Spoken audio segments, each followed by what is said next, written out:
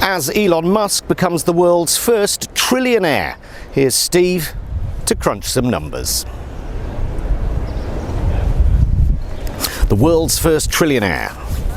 I suppose that's just inflation, isn't it, really? What is a trillion? Is it like, it's like 10,000 billions? It's 1,000 billions. Is that all? And that's in dollars. A million millions.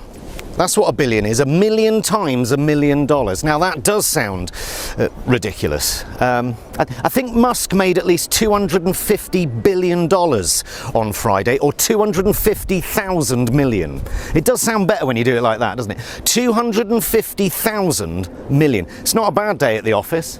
That's quite a good line, that. I looked it up, right? It's enough money to completely eradicate extreme poverty worldwide for a year. But if he gave away $250,000 million today, he'd still be as rich as he was on Friday morning. And I know you don't become a trillionaire by giving your money away, but, you know, I mean, to imagine having billions and billions of pounds and waking up every single morning and not thinking, right, how can I help?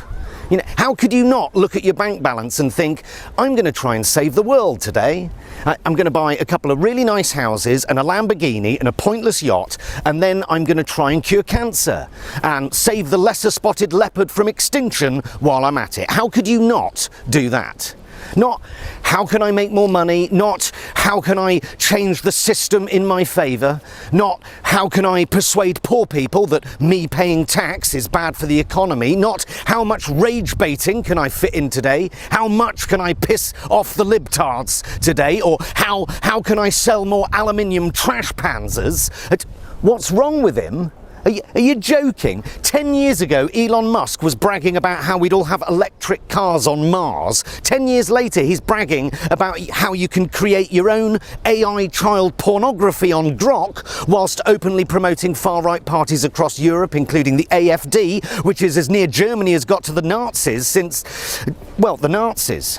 The guy pays Tommy Robinson's legal bills. He speaks at his rallies. Last year, Musk was suggesting that America should liberate the Brits from our tyrannical government, suggesting the king should recall Parliament, the richest man in the world, calling on an unelected monarch to mount a coup d'etat. He is objectively one of the world's most prominent spreaders of misinformation, false narratives, conspiracy theories, and outright lies, deliberately stoking civil unrest, like the time he tweeted a picture of migrants storming a hospital in Birmingham, and it turned out to be a still from one of the Batman movies.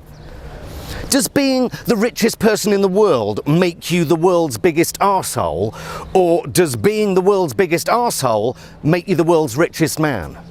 Musk's wealth now exceeds that of the poorest 3.8 billion people in the world combined. That's 46% of the global population. Right, I'm not a religious man, but when I look at Elon Musk, I hope there is a heaven and a hell.